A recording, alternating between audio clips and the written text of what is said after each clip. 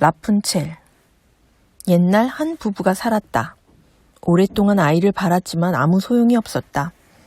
어느 날 마침내 아내에게 조짐이 보였고 이제 자애로우신 하느님께서 소원을 들어주시리라는 희망을 품기 시작했다.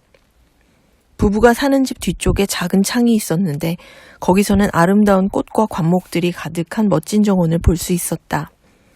정원은 높은 담장으로 둘러싸여 있었을 뿐만 아니라 온 세상이 무서워하는 힘센 마녀의 것이었으므로 감히 아무도 그 안에 들어갈 엄두를 내지 않았다.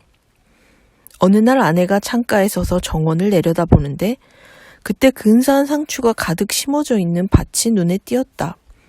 어찌 그리도 파릇파릇하고 싱싱하게 보이는지 말로 다 할 수 없을 만큼 먹고 싶은 욕심이 생겼다. 매일 욕심은 점점 더 커졌지만 그 상추를 먹을 수 없다는 것을 알고 있었기 때문에 누구에게 말도 못하고 나날이 초췌하게 여위어갔다. 그러자 남편이 깜짝 놀라 물었다.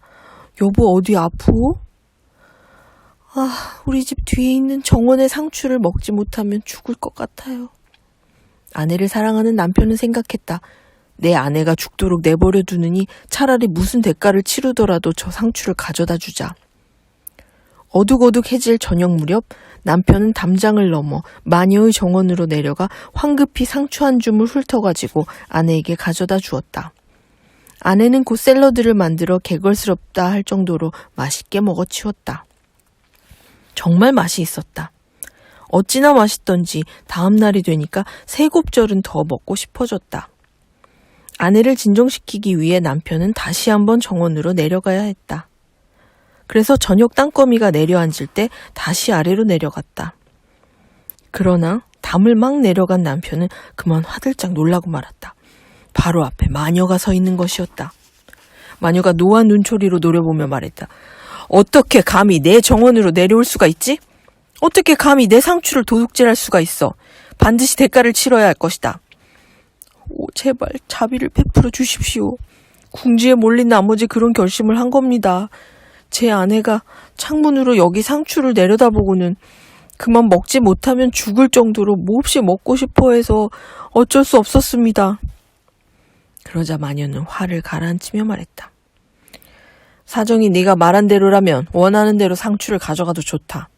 그러나 조건이 있다. 내 아내가 아이를 낳으면 나에게 주어야 한다. 아이는 걱정하지 마라. 내가 어머니처럼 잘 보살펴 줄 테니까.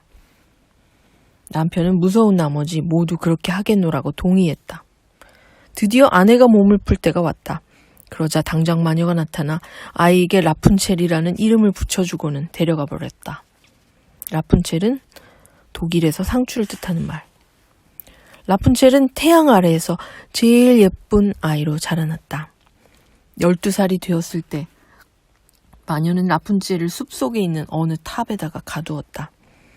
이 탑에는 층계도 문도 없었고 아주 꼭대기에 작은 창이 하나 있을 뿐이었다. 마녀가 탑에 들어가려 할 때면 아래에 서서 외쳤다. 라푼첼, 라푼첼, 머리를 늘어뜨리렴. 라푼첼은 길고 찬란한 머리털을 지니고 있었다. 마치 곱디고 온 금실 같았다. 마녀의 목소리가 들리면 라푼첼은 따아 올렸던 머리를 내려서 위쪽 창문 고리에 걸고 20엘레도 넘는 탑 아래로 떨어뜨렸다. 그러면 마녀는 그것을 타고 올라왔다. 그렇게 몇 년이 지났다. 어느 날 말을 타고 숲속을 지나던 왕의 아들이 탑 옆을 지나다가 노랫소리를 들었다. 너무도 아름다운 노랫소리라 말을 멈추고 귀를 기울였다. 그것은 라푼첼이 부르는 노래였다.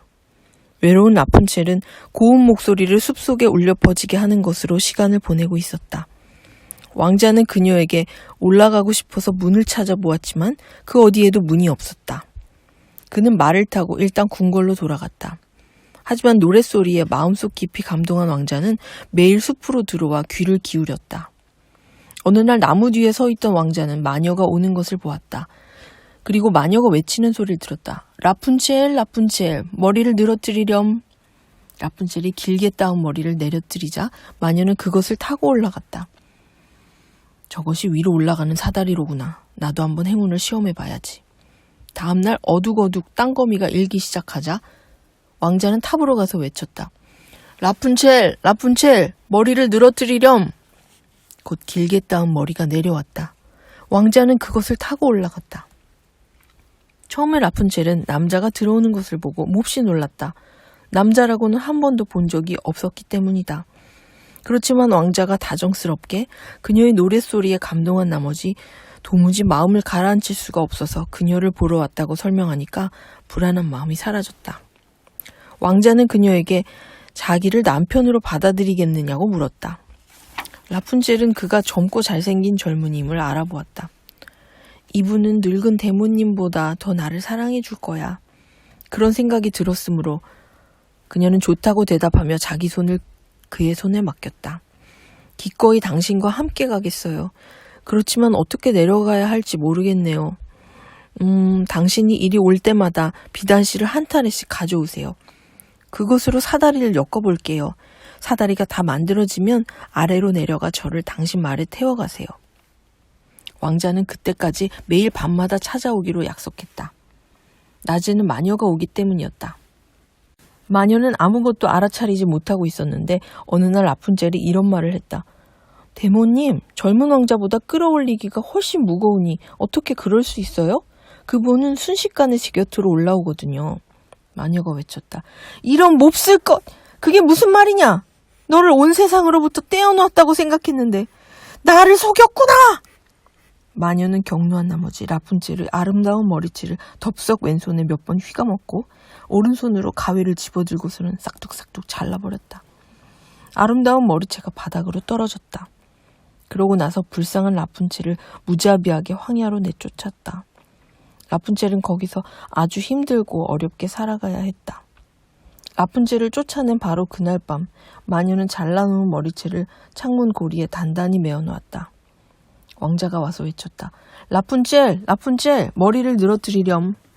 마녀는 잘라서 메어놓았던 머리채를 내려뜨렸다. 왕자가 올라와 보니 그의 눈앞에는 사랑스러운 라푼첼이 아니라 성난 눈초리로 독살스럽게 노려보는 마녀가 서 있었다. 마녀가 비아냥거렸다. 아하! 사랑하는 아내를 데리러 오셨구만. 그러나 그 아름다운 새는 이제 둥지에 있지도 않고 노래를 부르지도 않아. 고양이가 데려갔거든. 그 고양이가 이제 네 눈도 핥혀버릴 거다. 넌 라푼첼을 잃어버렸어. 다신 볼 수 없을 거야. 왕자는 마음이 아파 제정신이 아니었다. 절망한 나머지 탑에서 뛰어내렸다. 다행히 목숨은 건졌지만 그가 떨어진 곳의 가시덩굴이 그의 눈을 찌르는 바람에 그만 눈이 멀고 말았다. 그는 숲속을 헤매고 다니며 풀뿌리와 산딸기밖에는 먹지 않았고 오직 사랑하는 아내를 잃어버린 데 대한 슬픔의 눈물만 뿌리고 있었다. 그렇게 몇 년을 비참하게 이리저리 돌아다니던 왕자는 마침내 라푼첼이 그 사이 쌍둥이 남매를 낳아 함께 비참하게 살고 있는 황무지에 이르렀다. 어디선가 목소리가 들려왔다. 아주 귀에 익은 목소리였다. 그가 그 소리를 따라가는데 라푼첼이 그를 알아보고 달려와 와락 목을 껴안고 울었다. 그런데 그녀의 눈물 두 방울이 그의 눈을 적시자 멀었던 눈이 다시 보이는 것이 아닌가. 왕자는 예전처럼 다시 볼 수 있게 되었다. 그는 그녀를 자기 나라로 데려갔다. 모두들 두 사람을 반갑게 맞아들였다. 그리하여 그들은 오랫동안 행복하고 즐겁게 살았다.